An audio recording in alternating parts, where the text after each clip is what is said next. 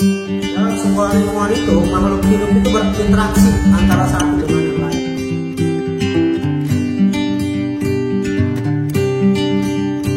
Assalamualaikum warahmatullahi wabarakatuh, anak-anak semua. Pada kesempatan hari ini kita akan membahas tentang hubungan antar makhluk hidup dengan lingkungan sekitarnya. Tiap makhluk hidup itu memiliki hubungan dalam sebuah lingkungan. Misalnya lingkungan sawah, ya, ekosistem sawah, ekosistem laut, ekosistem pantai, ekosistem kebun, ya, ekosistem lapangan dan sebagainya. Ya, nah, jadi dalam sebuah lingkungan itu makhluk hidup itu berinteraksi antara satu dengan yang lain. Ya. Apa sih yang disebut dengan rantai makanan? Adalah hubungan atau peristiwa memakan antar makhluk hidup dalam suatu lingkungan. Misal dalam sebuah ekosistem sawah misalnya, ya, kita tahu di sawah ada padi, ya. Padi, misalnya padi dimakan oleh belalang. Belalang dimakan oleh katak. Katak dimakan oleh ular. Ular dimakan oleh burung elang. Elang mati diurai oleh bakteri. Nah, itulah yang disebut dengan satu siklus rantai makanan. Nah, dalam sebuah ekosistem tentu tidak hanya satu rantai makanan. Ada beberapa rantai makanan. Misal, ya, tadi kita sebut ekosistem sawah misalnya, ya. Padi dimakan oleh belalang. Belalang dimakan oleh burung, ya. Namun bukan hanya burung saja yang makan belalang, tapi katak juga bisa makan belalang. Nah, seperti itu, ya. Nah, katak dimakan oleh ular atau burung pemakan belalang itu juga bisa dimakan oleh ular, atau burung itu juga bisa langsung dimakan oleh elang. Nah, jadi, ya, dalam sebuah lingkungan itu terdapat rantai makanan dan terdapat jaring-jaring makanan. Apa sih yang dimaksud dengan jaring-jaring makanan? Jaring-jaring makanan itu adalah kumpulan dari beberapa rantai makanan yang saling terhubung antar satu sama lain. Misalnya tadi, ya, katak.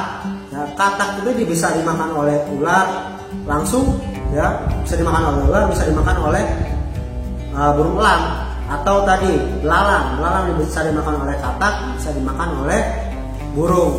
Nah, dalam sebuah rantai makanan kita juga mengenal istilah produsen, ya, konsumen 1, konsumen 2, dan pengurai. Apa sih yang dimaksud dengan produsen? Produsen ini biasanya ditempati oleh tumbuhan, ya, seperti padi, rumput, dan sebagainya. Nah, sementara konsumen 1 itu adalah hewan yang memakan produsen. Misalnya belalang di sini, terus tikus kan makan juga padi itu. Nah, itu, ya. Lalu di atas konsumen 1 ada konsumen 2. Konsumen 2 misalnya di sini ular, ya. Konsumen 2 ular, ya. Ular memakan tikus atau memakan katak, ya. Nah, ya. Berarti konsumen 2 itu memakan konsumen 1. Ya. Kalau ada puncak rantai makanan itu biasanya burung elang, ya. Nah, burung elang ini nanti ketika mati, ya, entah dia karena sakit atau usianya, ya, dia mati lalu diurai oleh bakteri. Nah, bakteri ini juga bermanfaat untuk tumbuhan, ya, untuk meningkatkan unsur hara dalam tanah. Nah, jadi bermanfaat lagi untuk tumbuhan.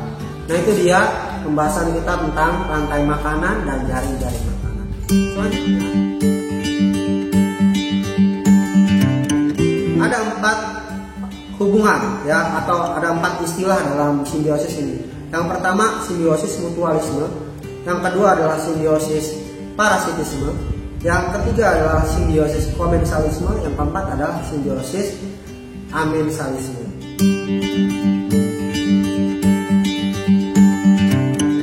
Apa sih yang dimaksud dengan simbiosis mutualisme? Simbiosis mutualisme adalah hubungan antar dua makhluk hidup, ya, dua makhluk hidup, satu dengan yang lainnya itu saling menguntungkan satu sama lain. Misalnya, ya, kerbau dengan burung jalak. Burung jalak itu biasanya hinggap di atas punggung kerbau, anak-anak. Nah, ya, dia memakan kutu yang ada di punggung kerbau. Nah, kerbau diuntungkan oleh burung jalak. Kenapa? Karena dia nggak gatel, karena kutunya sudah dimakan oleh si burung jalak. Nah, burung jalak juga mendapatkan keuntungan. Keuntungannya apa? Dia tidak perlu capek-capek cari makanan, cukup hinggap di punggung kerbau. Nah, itu satu. Yang kedua adalah kupu-kupu dengan bunga, ya, kupu-kupu dengan bunga. hubungan antara kupu-kupu dengan bunga adalah simbiosis mutualisme. Mengapa? Karena kupu-kupu menghisap nektar-nektar yang ada di bunga. Nah, sementara bunga itu ya membutuhkan penyerbukan. Nah, salah satu hewan yang membantu penyerbukan itu kupu-kupu. Dengan cara apa? Ketika bunga itu diingkapi oleh kupu-kupu, kaki kupu-kupu itu akan menginjak serbuk sari, ya. Nah, akan menempel di situ. Nah, ketika kupu-kupu masuk ke satu bunga, menempel terus berpindah ke bunga lainnya, nah itu bisa akan terjadi proses penyerbukan yang dibantu oleh hewan. Nah, gitu. Jadi memiliki manfaat, dua-duanya diuntungkan dalam hubungan tersebut.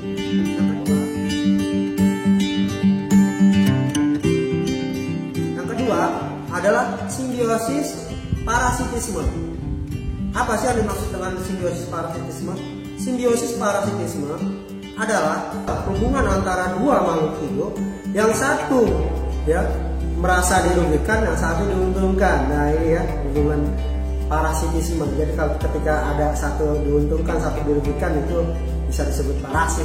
Misalnya tali putri dengan tetehan. Nah, ini nih ya, ini tali putri dengan tetehan itu semakin banyak tali putri dalam pohon tetehan, dia akan menghambat perkembangan pohon tetehan itu, ya, atau benalu pada inangnya. Jadi benalu itu akan menghisap, ya, atau mengambil makanan yang melewati batang tersebut, ya, atau cacing gelang yang ada pada usus manusia.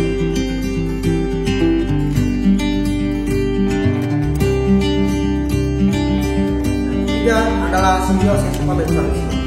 Yang dimaksud dengan simbiosis komensalisme adalah hubungan antara dua makhluk hidup, yang satu diuntungkan, yang satu biasa aja, ya. Yang satu tidak merasa dirugikan dan tidak mendapatkan keuntungan. Contoh dari simbiosis komensalisme itu tanaman anggrek dengan inang yang ditumpangi, Candemora dengan ikan inang.